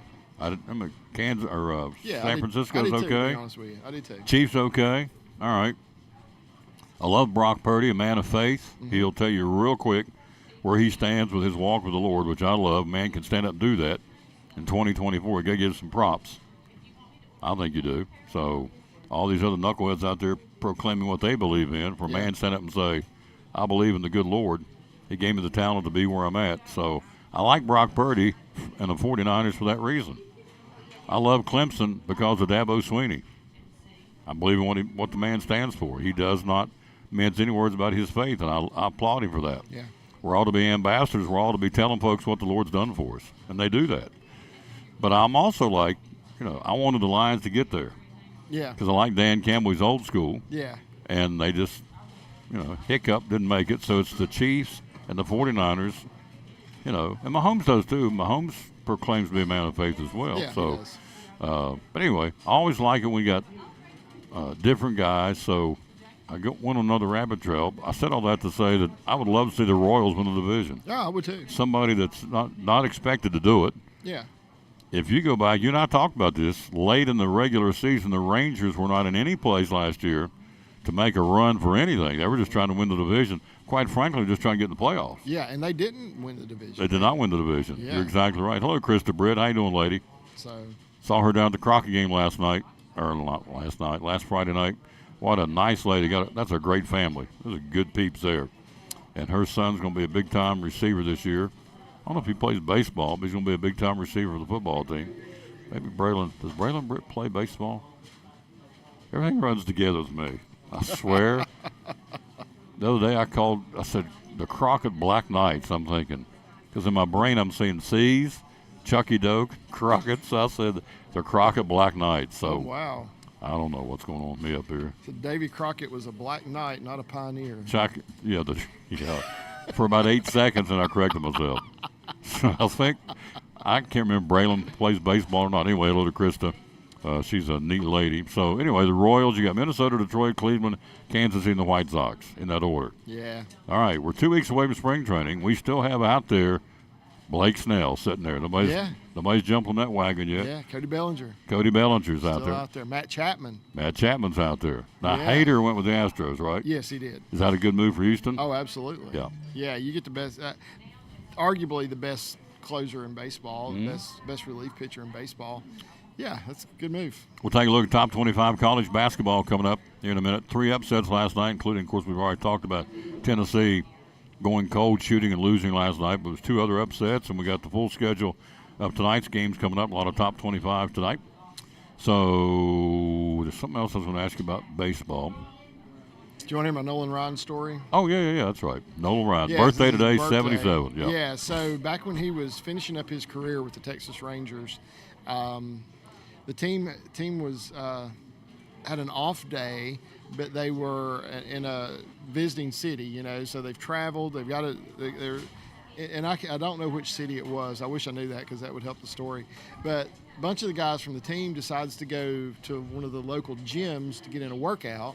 Nolan Ryan goes with them, and it must have been somewhere like Gold's Gym, but somewhere where the real big bodybuilders, you know, work out or something. So the bodybuilders are kind of making fun of the baseball players, you know, and the way they looked, because they're athletes, but yet they're not ripped like the bodybuilders were and everything. Gotcha. So they're all just giving the baseball players kind of a hard time about how they look and everything. So Nolan Ryan goes over, gets on the leg press machine, puts every bit of weight it has on it, does it easily, and says, guys, we're going to have to find another gym. If this is all the weight they have, then what are we going to do?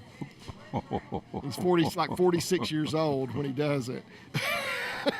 And all those beefcake guys just shut up, didn't they? Yeah. Yeah. They didn't have anything else to say. Yeah.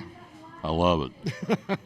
They say his workout regime was unbelievable. Yeah. I would have loved to have seen him on that leg press. You know it had to be something. Mm-hmm. Because the thing I remember about him when he played was running all those goat trails through the stadium. You'd see him running up in the upper deck of the stadium, wherever it was he was playing, for hours and hours and hours, just getting his legs in shape. Staying in shape. Because, you know, your legs, people don't realize this, your legs are probably just as important, maybe more so to a pitcher than his arm. That's right. Yeah. That's why pitchers are always running. Always running. You got it. Yeah, and they always made us catchers run with them. I never did get that. Why are we doing that? What's this all about, Coach? Just run, Sawyer. Yeah. Before I call your grandmother. She'll get that switch off the refrigerator, and you ain't going to like it. Just run, boy. Yeah. There you Go go. run. Are you hungry? Yes, sir. All right.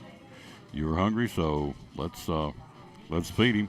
We'll be back next Wednesday in Elizabeth. Elizabethton. All right. Thanks as always, sir. Yes, sir. By the way, I'm still reading. I'm perusing through the Sparky Anderson book. Okay. It's an excellent read. Right. I don't get a chance to read much because of the game or just my schedule, but Yeah. I can catch 3 or 4 pages a night reading Sparky Anderson. Yeah. Incredible book. Yeah. I'm going to bring it back if I can remember next week and read that opening. I guess it's not an excerpt. It's, I guess, a foreword in the book Yeah. about where we are in this country and the work ethic and lack thereof, and how we're soft and how we're this and that. And he's been Yeah. gone how many years? Oh, several. I want to say 2008 or 9, something like Yeah, that. I think. been gone Yeah. 10, 15 years. Yeah. Sparky Anderson. You'd have think it was reading today, January 31st, 2024. Spot on. So, Yeah. would you like to win $100? Would you like to win $100? Yeah. All right. And we'll show you right here how you can win $100 for Valentine's Day from the Tom Daly Sports Show. It is really, really, really easy. We made it even more easier now. You're about to find out how to do it. I'll see you next week at Chick-fil-A in Elizabethton. I'll be there. Quick break. We'll be right back after this. Take a look at college basketball. Top 25, 3 ups. Well, we already told you about Tennessee. two other upsets last night. We'll tell you who went down. And a season will be March Madness will be just that. It's going to be maddening. It's the wild, wild west. It's going to be anybody's tournament to win the national championship this year, no question. Back after this on the Tom Taylor Sports Show. The Tom Taylor Sports Show wants to give you $100. That's right, just in time for Valentine's Day. The Tom Taylor Sports Show wants to give you $100 to spend on your Valentine. How do you qualify? It's very easy. Just enter by liking the Facebook post pinned at the top of the page on the Tom Taylor Sports Show, or enter by clicking like on the Facebook post pinned at the top of the Tom Taylor Sports Show page. It's just that easy. Winner will be announced on Monday, February the 12th. Just in time for Valentine's Day, the Tom Taylor Sports Show wants to give you $100. Enter today.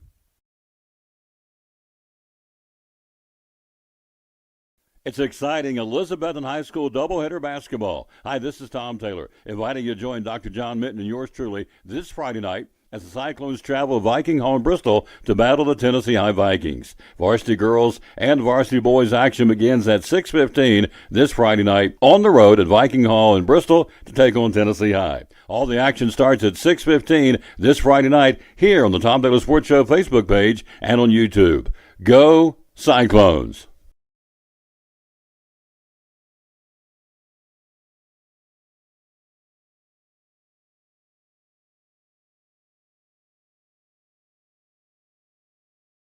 Back on the Tom Taylor Sports Show. Thanks for being with us. Appreciate that very much. I can't thank you enough. I know it sounds like a broken record when I tell you, like, oh, here he goes again. But you just need to understand that to know that you're out there watching this show means the world to me, because I know you could be doing so many other things, and a lot of folks go back at night and watch it, like it and share it, and we appreciate that too. So just want you to know it's never taken for granted the fact you're out there watching. So just remember that. All right, top 25 college basketball.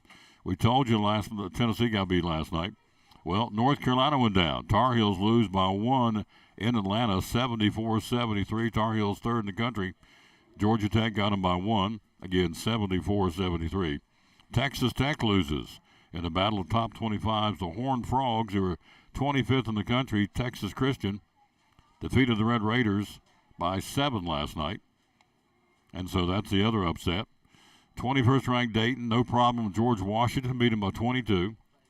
14th ranked Illinois beat Ohio State by 12. 9th ranked Marquette with a 5-point win over Villanova. 23rd ranked Oklahoma last night beat Kansas State by 20, 73-53. 8th ranked Kansas back in the win column. They blew out Oklahoma State by 29. I think they're trying to get their mojo back up. So thank you, Terry. You're very kind, sir. Very kind. Then Utah State, 17th in the country, beat San Jose State by 21. So who's playing where tonight? Top 25 men's basketball. As we told you, Kentucky's at home. The 10th-ranked Wildcats hosting the Florida Gators tonight at Rupp Arena. So Kentucky has Florida and Tennessee back-to-back. They've got the Vols on Saturday night on national television. Number 2, Purdue, the Boilermakers, hosting Northwestern tonight. Top-ranked UConn, the number 1 team in the country, the Huskies, hosting Providence tonight. So you got 1, 2, and 10 playing out of the top 10 tonight. Top-ranked UConn against Providence at home. UConn's at home. 10th-ranked Kentucky at home against Florida, and number 2 Purdue's home against Northwestern. 24th-ranked Alabama, the Crimson Tide in Georgia tonight, to battle the Bulldogs. You have number 18 Baylor, the Bears, traveling to Central Florida. Bruce Pearl's Auburn Tigers, 16th in the country, hosting Vanderbilt tonight. And 19th-ranked New Mexico will entertain Boise State tonight in men's top 25 college basketball. As we told you, South Carolina, another win over a top 10 opponent on the road last night in Knoxville. The first win by South Carolina over a ranked top 5 team on the road since 1997. That's a long time ago since South Carolina beat a top 5 team on the road. They're now 18-3 and 6-2 in the Southeastern Conference. So South Carolina moving ahead of Tennessee in the standings. Just a half game back of Alabama for first place. In year 2 of the Lamont Paris era, who's the head coach of South Carolina, doing obviously an incredibly good job. So big win there last night for the Gamecocks. All right. National Hockey League tonight on the ice. The Predators home in Nashville, the Bridgestone Arena. They'll drop the puck at 7:30. They'll host the LA Kings tonight. Ottawa skates to Detroit, and Anaheim home against the San Jose Sharks. Winners last night, Columbus and San Jose on the ice of the National Hockey League. If you're a golfer, the PGA Tour and Strategic Sports Group have reached a deal in which the SSG, Strategic Sports Group, will invest at least $3 billion in the PGA Tour's new for-profit entity, PGA Tour Enterprises. All this is trying to get all these players come back over from that golf, the LIV, I think is what they call it, over in the Middle East. Is it Saudi Arabia, I think? Where all that money's flowing. They're going to try and get them to come back to our neck of the woods, that's how I'm reading it. So, anyway, that's a new one. So they're going to make break it down with a press conference this afternoon. PGA Tour Commissioner Jay Monahan will talk about that, how they're going to invest $3 billion into a stateside organization called PGA Tour Enterprises. And all that is, they're going to, as I said, combat the LIV, I think is the name of it, over in the Middle East. Trying to get them back over this way. That sounds right. Does to me. Quick break. We'll be right back. Valentine's Day coming up 2 weeks from today. Tomorrow we're going to be at the Jewelers Bench to tell you all about what you can get from the Jewelers Bench for Valentine's Day. Some great gift-giving ideas. But right now, we want to tell you about what's going on, how to build up your immunity system, and also the strep and flu from Lingerfield Drug Center, downtown Elizabeth. And back after this with more sports. Take a look at some high school basketball and some high school sports next on the Tom Daly Sports Show. Strep and flu testing. Tell us about that from Lingerfield Drug Center. Yes, we've talked about that before, but that's still something we've been doing a lot of it lately, and I think that's something really helpful for our customers that we do. Rather than going to a doctor office and sitting in a waiting room full of sick people for a few hours, you can come in. We've got a little bit of paperwork, takes a minute or two, and then we'll do the strep or flu test on you, and results in about 5 or 10 minutes. And with our agreement that we've got, we can actually write prescriptions for you. So that's something within about 15 minutes you can be in the door, find out if you're positive, negative, and get medicine if you need it. So that's something we've had a lot of people coming in that don't really suspect they have it, but, they've been around family or at some sort of gathering and said, this person tested positive, I'd like to test myself just to be safe. But that's something we offer that we've been doing a lot of lately. So it's your one-stop shop, in sure essence, is. all right here. You can go through everything you need to go through. If you need the shot, you can get the shot as well. Strep and flu testing again here at Lingerfield Drug Center. Then we get into shots. Tell me about the shots that you offer. We have got about any shot you need right now. We've got flu shots, which we're about out of date for, I'd say. But we've got shingles shots, the different pneumonia shots. There's 3 different strengths of them now. Got the COVID boosters, and RSV is a big one right now. And the RSV shots we've talked about before have been for mostly older people with, heart conditions or diabetes, kind of something that alters their immune system a little bit. But they're actually now recommending that shot for pregnant women, because that's kind of usually who you see RSV in as newborns or infants. Most of the time it's very mild and doesn't bother them, but that's something now, if the mother can vaccinate, that can prevent their kids from having it. So, that's something, if you got questions about it, you can come talk to us, or, with pneumonia shots, if you're not sure which one you need, you can come talk to us and we can help you figure out what is best for you. Administer the shots right here at Lingerfield Drug Center, downtown Elizabeth, and right beside Carter County Bank. Then prescription transfers. You're big on that. Tell us about that. Yes.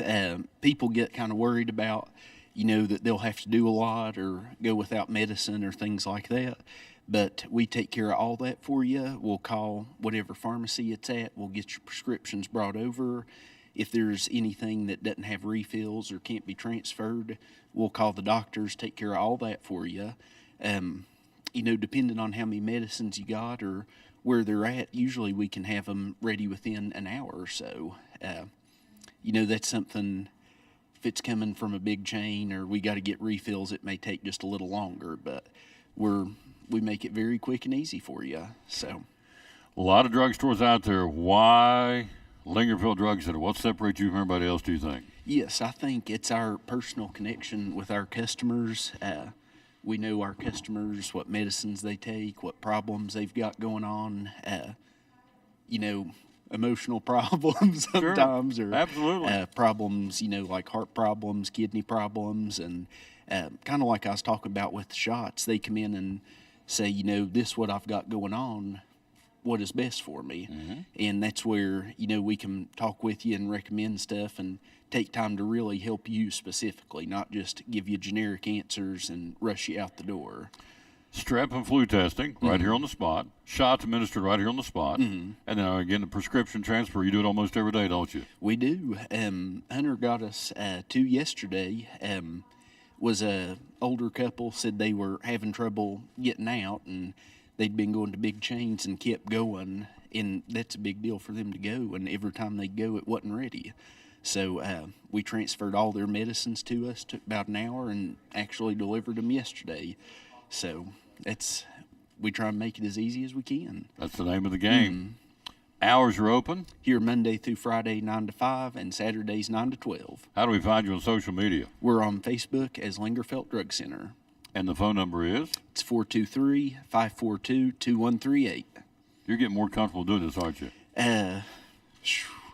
I may sound more comfortable, but my heart's still beating. I love promoting this gentleman. He does a phenomenal job, along with Marcia, Hunter, Cecil, the fearsome foursome, right here again at Lingerfield Drug Center, right beside Carter County Bank in downtown Elizabethton. Again, proud sponsor of the Tom Daly Sports Show and Elizabethton Cyclone Sports.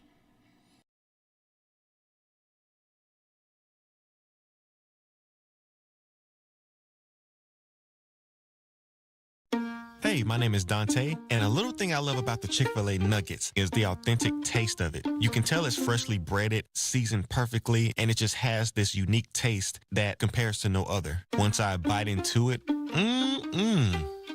My name is Meredith, and a little thing I love about Chick-fil-A's mac and cheese is the oven-toasted, cheesy top layer. If home had a flavor, it would be Chick-fil-A's mac and cheese.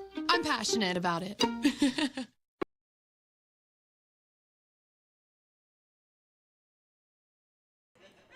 And back with the Tom Daly Sports Show tomorrow, we're going to be at Jewelers Bench in Elizabethton, again telling you about some Valentine gift-giving ideas at the Jewelers Bench. Going to be joined by Pastor Fowler tomorrow. He's going to stop by, and I don't know, he's got something on his mind he wants to talk about. They're doing something all the time with the church house. If you don't have a church home, love to have you come visit with us tonight. Pleasant Beach Baptist Church, a lot of folks are and have been. We appreciate that on Watauga Road in Elizabethton. Hello to David Bowers. Here is the online estate auction that you have until 6 o'clock tonight to bid on. There you see it. CollinsandCompany.info. Here are some of the items. Fostoria, hope I'm saying it right. Fostoria and Carnival glassware. Some early hand-stitched Carter County quilts. A brown stove that works. A Cleveland, Tennessee potbelly stove. Vintage Formica top kitchen tables with chairs. Curio cabinets. Antique drop leaf desk. Bedroom sets. Several sets of fine china, hand-crocheted and hand-embroidered items, a china cabinet, vintage living room furniture, blue ball jars, 2 antique typewriters, all kinds of goodies. They've been doing it since last Tuesday. You have until 6 o'clock tonight to finish it out. CollinsandCompany.info is where you want to go. Check this drop leaf desk right here up in the corner. Look at that. Is that not awesome? That's a sharp-looking desk. Very unique in its design. It's up for grabs. You can go to CollinsandCompany.info and bid to your heart's content because you have until 6 o'clock tonight to do it. All right, they have a brand new listing, too. Collins & Company, one of our great sponsors here on the show. Echo Lane in Bluff City. You would be at Bluff City Elementary, Sullivan East Middle, and High School. So in the Pioneer subdivision, 3-bedroom home sits on almost an acre on the end of a dead-end street. Spacious living room and gas fireplace. 3-bedroom, let's see. Yeah, 3-bedroom, 1 bath, 2 fireplaces, a carport. Here's a picture of it. Going for $274,900. Go to the website, it'll tell you a whole lot better. $274,900 at collinsandcompany.info. So, like your hat, sir. Good looking hat with American flag on it. So, it's an election year coming up. A huge, huge year in the history of our country. No question. Phew, me oh my. Hello, David Bowers. Hello to Brenda Grindstaff. You know what we say. When we say hello to Brenda Grindstaff, Conway said it, we're going to say it. Hello, darling. People say, why do you tell her that? And oh, she's my buddy, Grindstaff. She's a good one. Brenda K. All right, high school basketball last night. One more time, let's run them down for you. Daniel Boone's guys go to 13-11, beat Morristown East by 9 last night.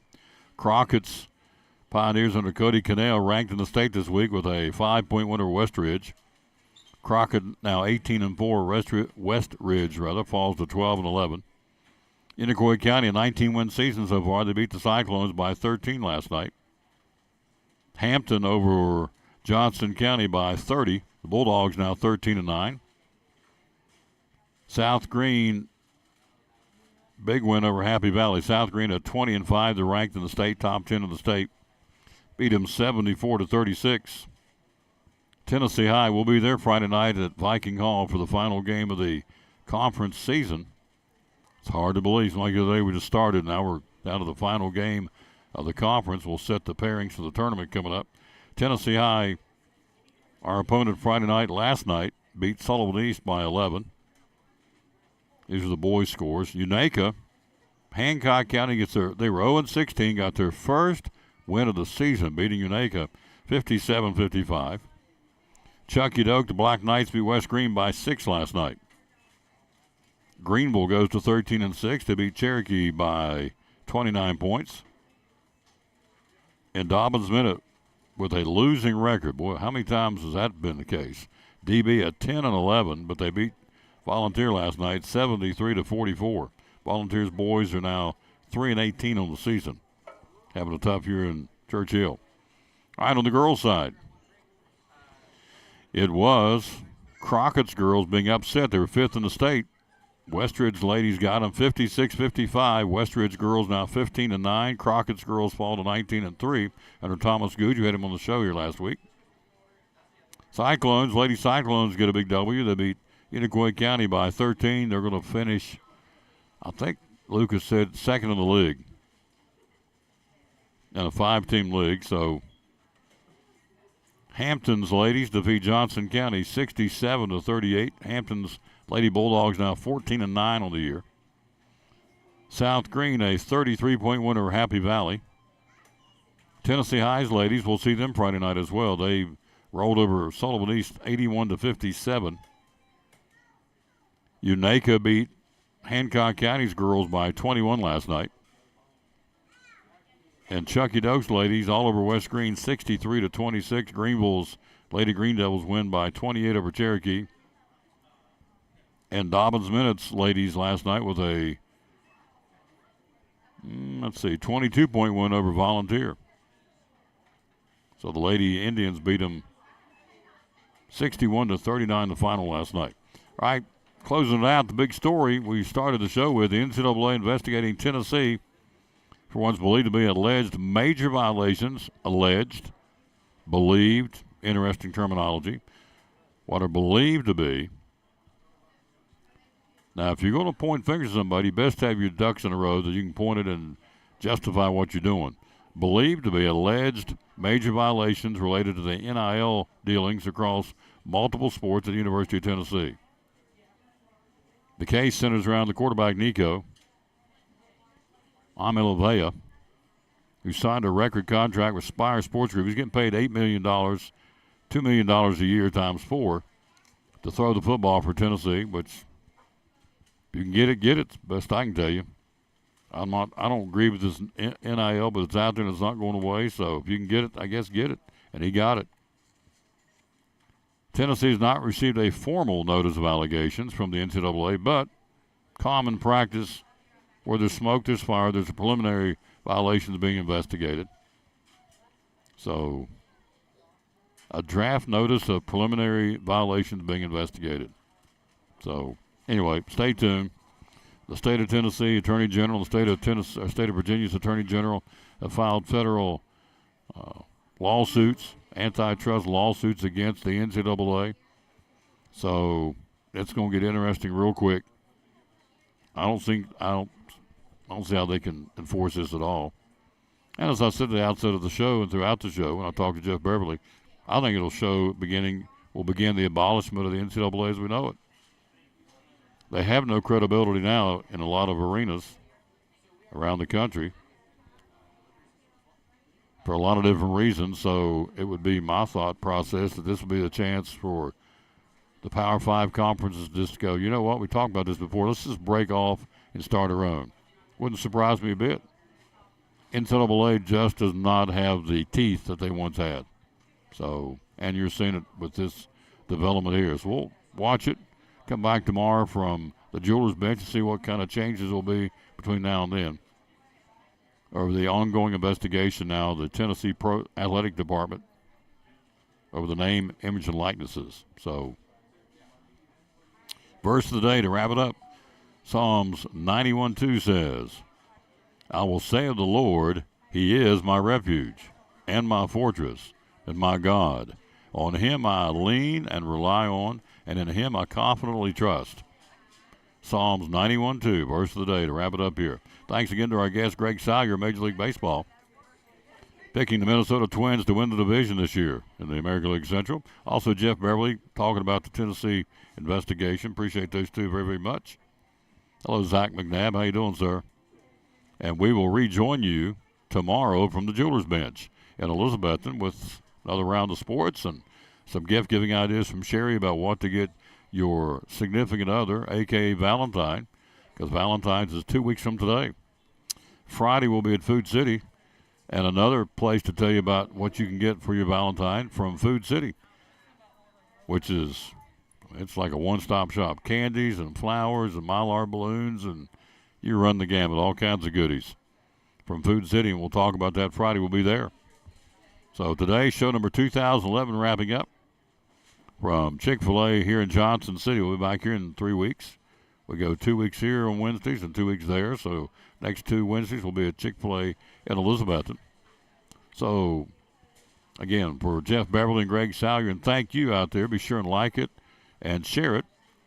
And before I go, may we play one more time how you can win $100 for Valentine's Day from the Tom Taylor Sports Show. It's just that easy. Look at this. The Tom Taylor Sports Show wants to give you $100. That's right, just in time for Valentine's Day. The Tom Taylor Sports Show wants to give you $100 to spend on your Valentine. How do you qualify? It's very easy. Just enter by liking the Facebook post pinned at the top of the page on the Tom Taylor Sports Show, or enter by clicking like on the Facebook post pinned at the top of the Tom Taylor Sports Show page. It's just that easy. Winner will be announced on Monday, February the 12th. Just in time for Valentine's Day, the Tom Taylor Sports Show wants to give you $100. Enter today. What's the catch? Ain't none. Bad English. There is none. Just want to give somebody $100 for Valentine's Day from the Tom Taylor Sports Show. Do I get put on some kind of a list? No. You're gonna sell the list of names to somebody and have them call and harass me? No. Wouldn't do that because I don't want that done to me. So, nope. It's real simple. You saw how to do it. Just top of the Tom Taylor Sports Show Facebook page where this is pinned. Just like it. All you got to do. You're in. Just that simple. We'll give it away coming up on the 12th on that Monday.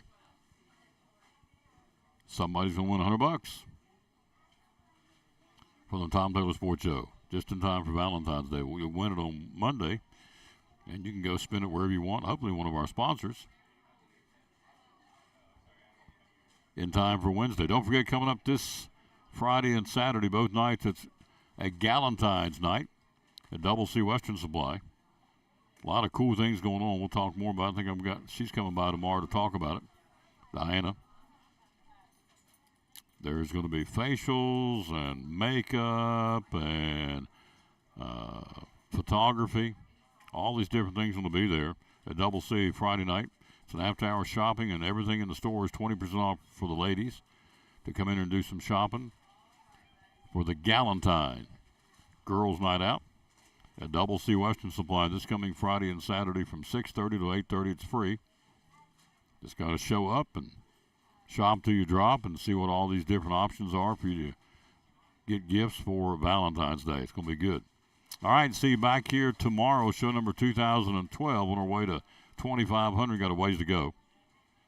But that's our next milepost will be 2,500. We're at 2,011 right now. We'll close it as we always do. Bloom where you planted, and win or lose, be a good sport. Now, I have to say last night's games looked like everybody was in pretty good shape. It's been a couple of games where I saw parents get completely out of hand. Crazy. But last night, unless I missed it for all intents and purposes, the Elizabeth and Unicoi County game was pretty quiet.